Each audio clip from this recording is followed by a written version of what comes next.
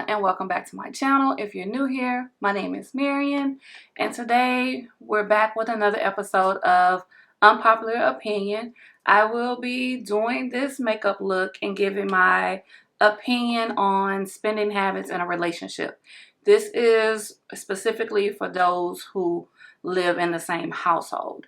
And relationship could be just, two people living together as in a serious relationship, or even marriage. It can go as far as to relationship, engagement, marriage. But hopefully by the time you reach marriage, the spending habits thing should not be of concern, or should have already been, if you had any issues, resolved. But before I get started, please make sure that you are subscribed to my channel. Please give this video a big thumbs up. Please make sure that your notification bell is turned on so you can be notified every time I upload a new video. And without further ado, let's get started.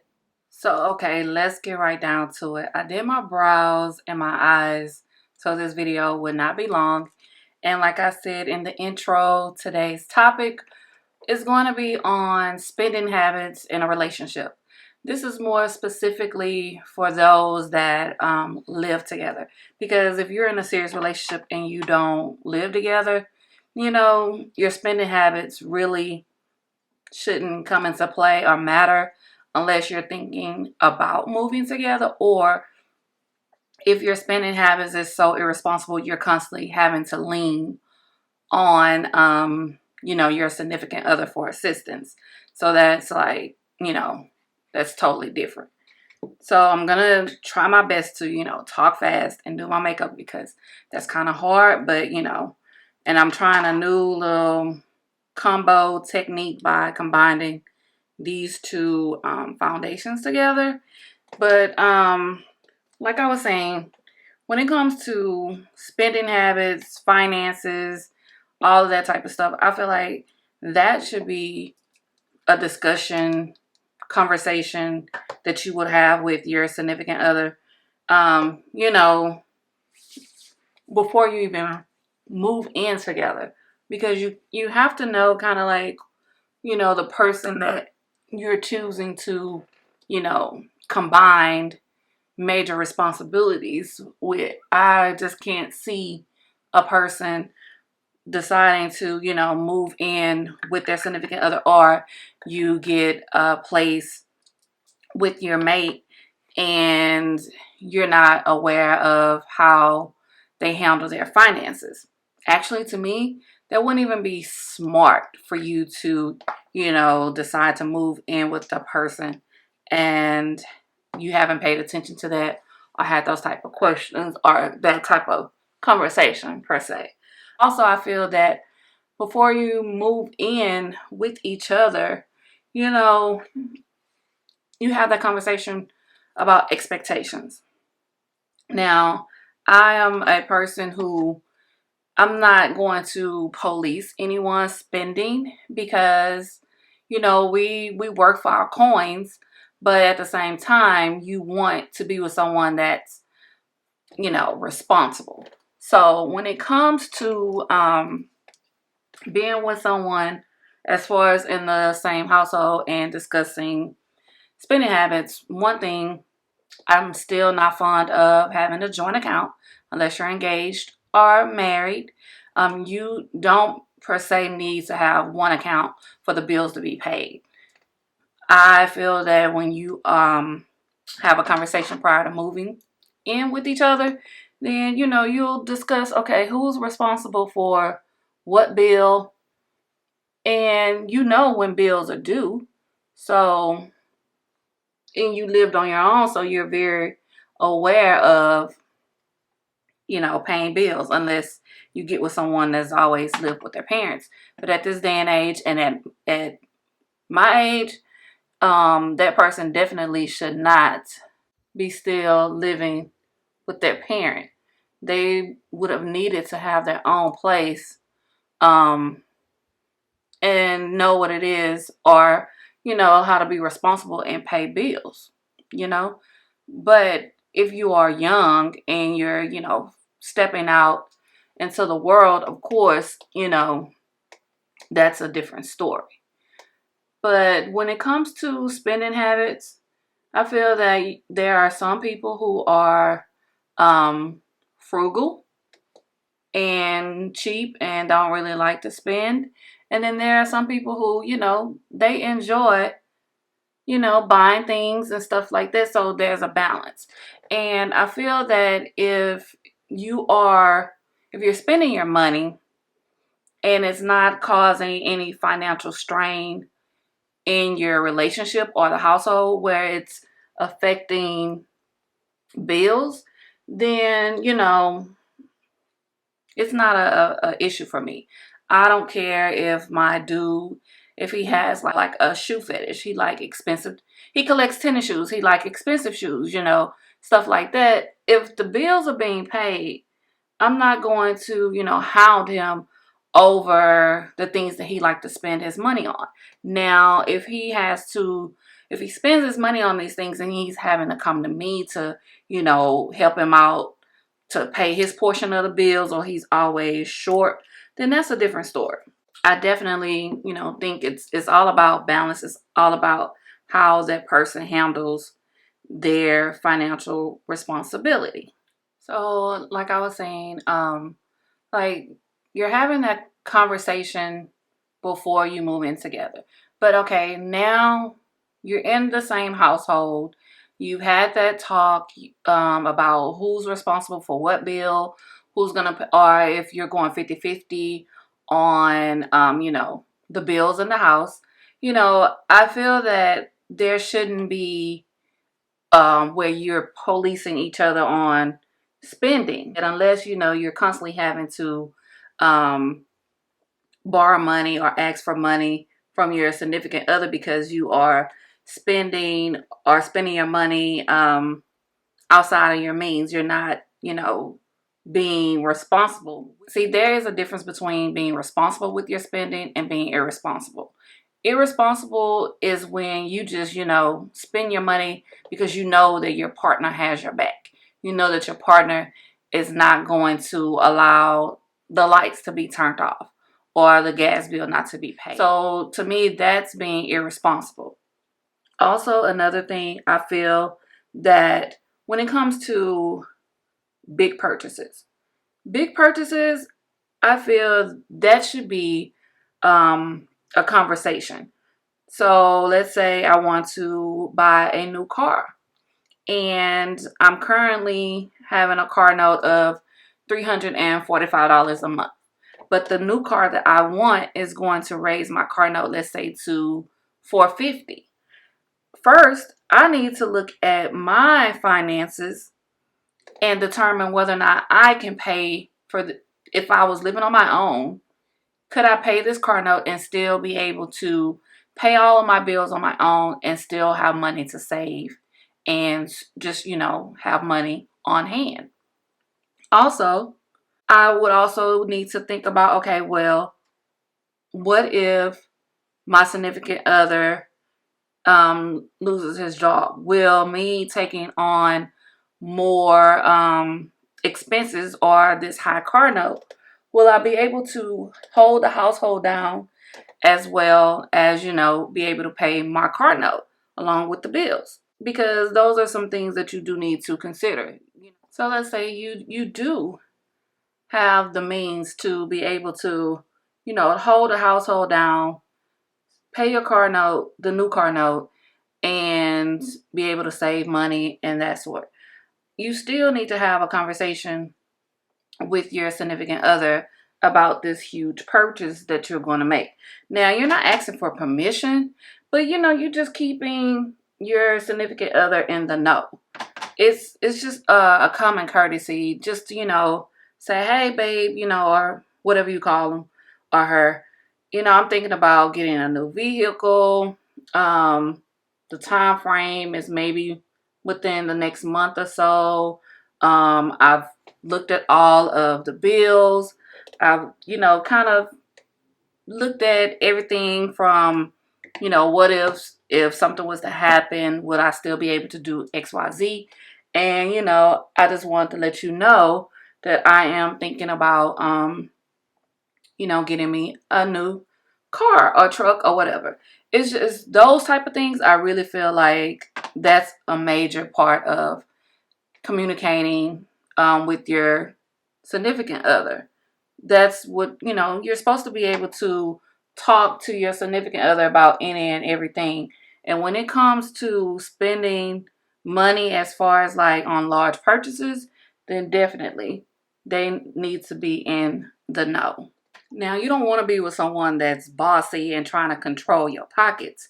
That's definitely like a different story. Like, there's nobody who's going to try to control my money, especially if I am the one that gets up and go to work and deal with my coworkers, my boss. So you're not going to tell me how I should spend my money. You may give me some suggestions. You may, if you feel like I'm like doing too much, then I can't really say, oh, don't like come to me and say, babe, kind of like you need to, you're doing a little bit too much. But for you to try to stop me from buying certain things or control my spending just in general, no. I don't need a daddy. I'm looking for a partner, team player, not someone who is trying to control me. Now, I'm going to try this one more time, and hopefully this don't mess up my look, because if it does, I promise you, I'm going to scream. Okay, it didn't mess it up. So, okay, I'm cool with that. So let's say you are with someone that's frugal, that, is a penny pincher, and that's constantly nagging about spending or whatever, then that could be a problem too. In my opinion, I feel that, when you are a person that's always constantly counting every penny, every dime, every quarter, every dollar that's being spent in the household, and you're really just policing your significant other's spending, and that's not healthy as well, especially if they are responsible spender. They're holding down their end of the bargain as far as like the responsibilities around the household. Then like what is that a trip for? I just feel that as adults we all know, or should know, okay, well, I shouldn't buy this because this is more important. You should have your priorities, together. Now, if you do get with someone that is just irresponsible with their spending, you're constantly having to, bail them out or take up more of the responsibility of the bills in the household. And if that truly, truly bothers you, you need to end that relationship. You need to get out. You damn sure should not move forward if you're thinking about like marriage and stuff like that. That is definitely a no-no. I feel that everyone should have, habits and hobbies and things of that nature that they like to spend their money on. But I also feel that when you get into a relationship, you have to change your mindset. You're no longer single, or you're no longer living by yourself. So you do have to consider the person that you're with and how your spending will affect them. Like I said, you don't need permission, but you do need to be considerate and, just think about how what you're purchasing will affect your household as well. So another thing you have to take in consideration, especially if there are children involved, is how do your spending affects, being able to take care of the kids. Is your spending is going to have it where your significant other is the one that's having to take care of everything when it comes to the kids, doctor's appointments, school trips, just simple clothing them, feeding them, if they are into extracurricular activities. How is your spending habits affecting the overall household? So, you have to take in consideration those type of things, especially, if you are a person who like to buy expensive things. But like I said, if you can afford to buy those things and it's not affecting your household, your ability to pay your bills, then have at it. If you have a significant other that's more on the frugal, cheap side, and they just don't like the way that you spend your money, but it's really not affecting the household, that could be like another strain on the relationship. Like I've said before, there should always be a balance. Like hopefully you and your partner have things, set in stone or figured out, and spending habits isn't an issue. But for those who do have a significant other that's very irresponsible and y'all live together, don't go into a marriage. Like I said, marriage is not the next step. If that person isn't changing or willing to change and understand how their spending habits is affecting the household, then they're not putting their household as number one priority, because some things aren't necessary. But sometimes we just have these habits and hobbies and wants that, we want it, we're going to get it, we're going after it. And okay, well, that bill can wait. No, that bill cannot. I know I'm kind of like all over the place because I'm trying to be able to talk and then do my makeup at the same time and not mess up my makeup. But, I think I'm doing a pretty good job. When it comes to spending habits, can also affect, if you're planning for vacations and stuff like that. So, like I said, you always have that conversation with your significant other, especially if you have financial goals that you're trying to accomplish. I know a lot of times it's a lot easier to, be like, well, this is my money. I work for my money. Yeah, I feel that way too. But when you decide to get in a relationship with someone, you also have to be considerate of their feelings and things that they would like to accomplish as well. Not just individually, but together as one. You want to be able to enjoy yourself, enjoy your life, do the things that you like, but also be able to make sure that your relationship is intact, because you're not putting your significant other in a financial bind just so you can enjoy and buy the things that you like. You get what I'm saying? Like, for instance, I like makeup. I like purses, bags, whatever you want to call it. I like perfumes. And if I'm living with my significant other and our agreement is we're going, let's say, 50-50 on all of the bills, and it's time to pay the light bill. But there is a new, let's say, like highlighter that came out, and I really, really want it. You think I'm going to not pay my light bill or the portion of the light bill just to go get something? And I'm just using this as an example. But and I'm not gonna be like, oh well, he got it. Oh, he can pay the light bill and I'll pay him back. No, how do I know if he had something planned or he budgeted his money? You know what I'm saying? And I'm just gonna go ahead and just take it upon myself to assume that he will cover my portion and I can pay him back. Those are the type of things you have to consider, as far as spending habits in a relationship. How will something like as small as that can affect my relationship? Now, if he volunteers and say, well, you know what, babe, go ahead and get that, and I will pay the light bill this time, then best believe, he's being considerate, and he allow him to, offer that to you. But be able to reciprocate, be able to extend that offer to him when the time comes, because trust and believe, there will be a time where he will want something and he can't get it, or not at that moment because, you know, like a bill came up.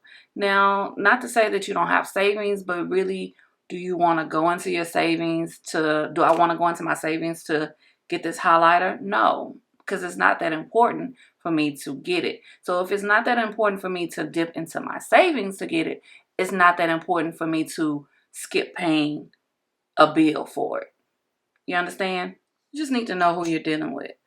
And you need to make sure that priorities or expectations are set before you move together. So all in all, my final thoughts on this is, you know, when it comes to spending habits, make sure that the communication between you and your significant other is, you know, stellar or on point.